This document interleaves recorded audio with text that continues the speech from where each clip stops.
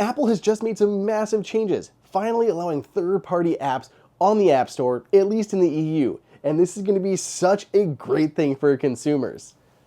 Or more realistically, this is an absolute mess, and it's going to be awful for everybody. Welcome everybody to Apple Insider. It is Andrew here, and thank you for joining me, and me, as we break down all of the nuanced changes that Apple is introducing to Europe, including allowing third-party app stores to exist for the first time, the opening up of third-party applications, third-party browser engines, and so much more. There's a lot to talk about, so let's dive into it. There's a lot of opinions around these changes, so that's why I'm going to break it down into the pros, and I'll break down the cons. At the end of the video, let me know what you guys think down below in the comments. So what's going on here? Basically, the European Union created the DMA, which stands for Digital Markets Act. This new mandate says that Apple must open up iOS and the iPhone, basically allowing more choice for consumers. And that's why in the end, this is going to be a net positive for all users of iPhone inside of the European Union. Or rather, it'll be a burden to developers, users, and Apple itself. The best thing about this is it's going to unlock user freedom and choice. It's going to unlock third-party app stores that aren't bound by the same restrictions as Apple's default app store. It's going to allow new third-party browsers and engines that can do things that Safari can't do. And you'll be able to use other digital wallets, so you're not stuck just using Apple Pay. I think one of the biggest changes here is the ability for third-party app stores to exist on iPhone. They won't be bound by the same restrictions that Apple has in place on its existing App Store. We're going to get things like different apps that Apple historically bans, like emulators or cryptocurrency ones, or even adult content. Whether or not you agree with any of those topics, it now gives the user the choice to install those apps if they so choose. We're going to have app stores run by the likes of Meta or Epic, which means we'll see the return of apps like Fortnite that have been banned on Apple's App Store. Plus, we already know that Apple seemingly applies its rules unevenly across the existing developer pool on its App Store. Apple's trying to protect users as well with this whole rollout. I mean, it's trying to make sure there's not a bunch of little app stores that pop up for a day, sell a bunch of scam apps, then disappear. I mean, it's going to require these companies that make new app stores to prove that apps are being viewed and reviewed by humans before they're released. Apple also has malware checks in place to help ensure that if there's no malware in any of these third-party App Store apps, that they can be stopped without running on your phone and introducing more vulnerabilities. And Apple's making sure these companies have at least $1 million in funding before they're able to start their own app store. This ensures that there's just not a bunch of shady ones that appear for a day and then disappear again and come up under a new name and can scam people out of a lot of money.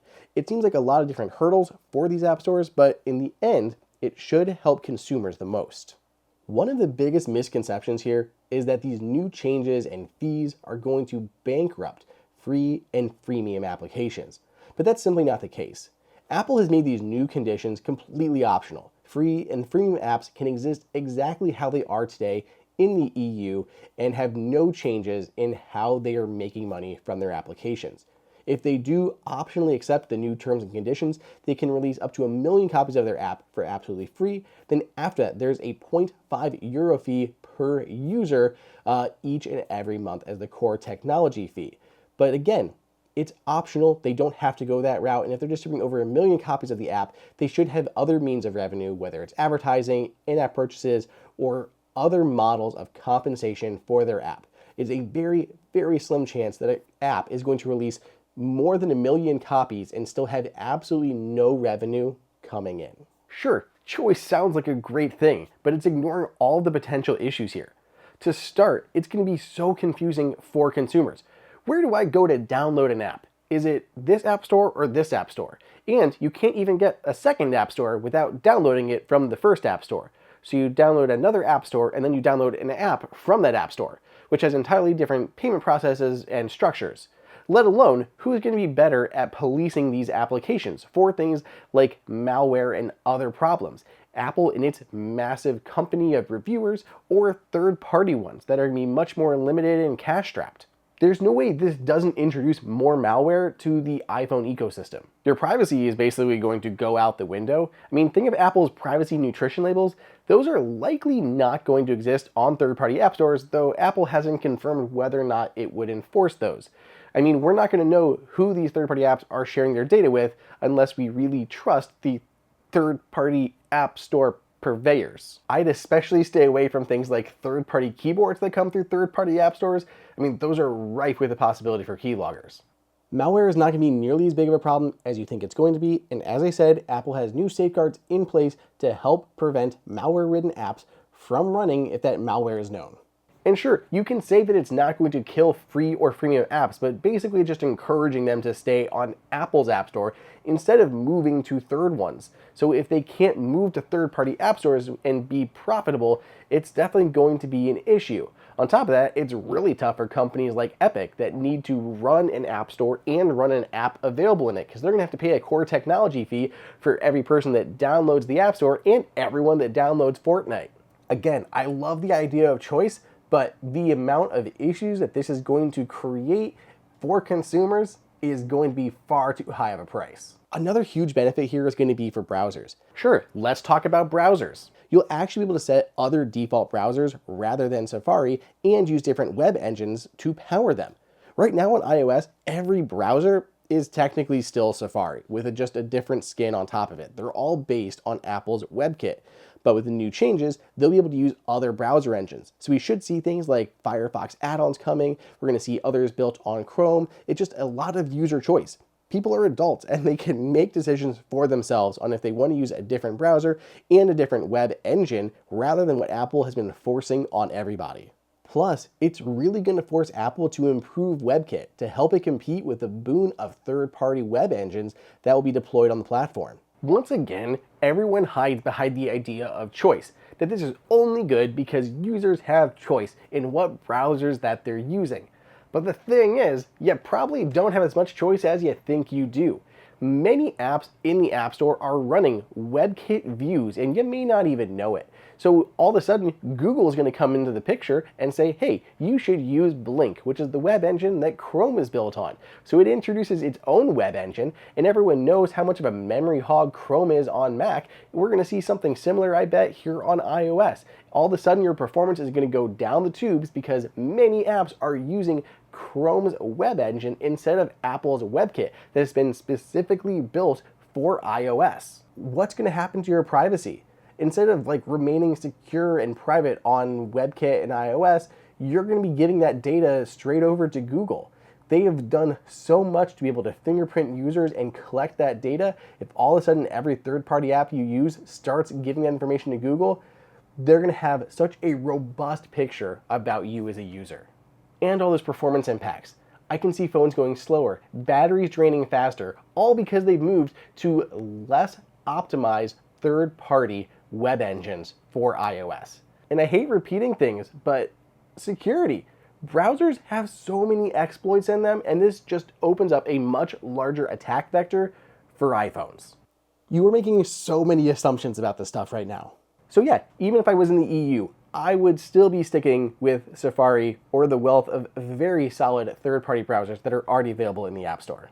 Then there's digital wallets. You'll be able to choose something other than Apple Wallet to use as your digital wallet to store everything from loyalty programs to credit cards and complete purchases.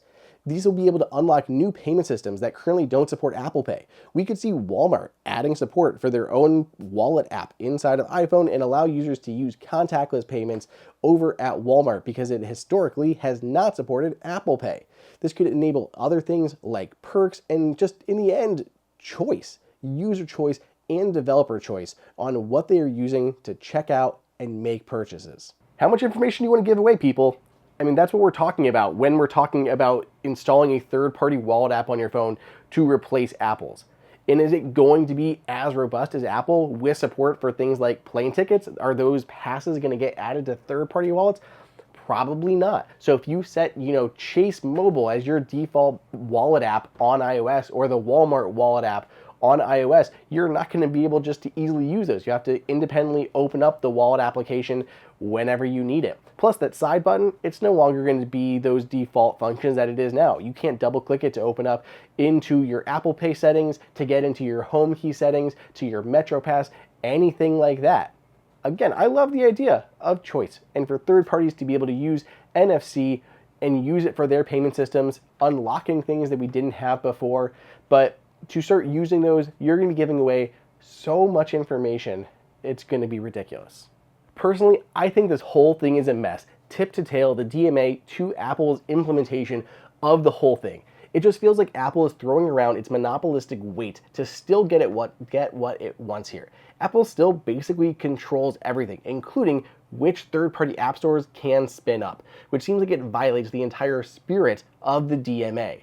Now, I don't agree with everything the DMA has put in place, but Apple seems to barely, by the skin of its teeth, actually abiding by what the DMA says. And I have no doubt that there will be countless lawsuits brought against Apple for its implementation. We already know some. Tim Sweeney from Epic has already pledged to fight this in court, and it is just going to make waves across Europe and likely into other countries as well. I don't think it'll be long before we see similar changes here in the US.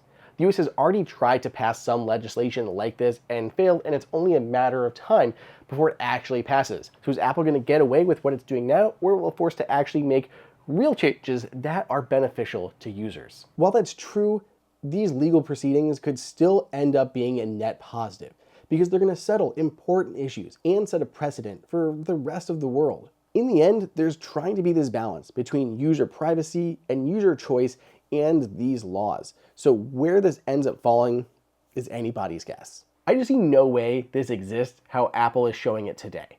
I mean, third-party developers are not going to be able to sustain keeping multiple versions of their app, one for in the EU and one for elsewhere, because it wants to use new features for the EU that aren't available anywhere else.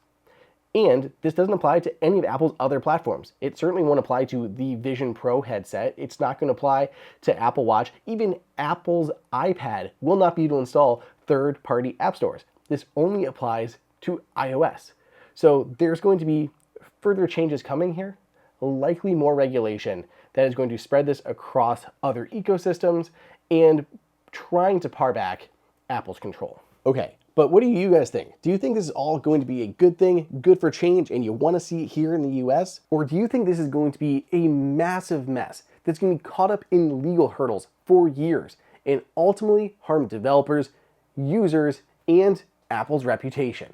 Be sure to let us know down below. You can also share your thoughts on Twitter at Andrew_OSU or Threads at AndrewO'Hara941.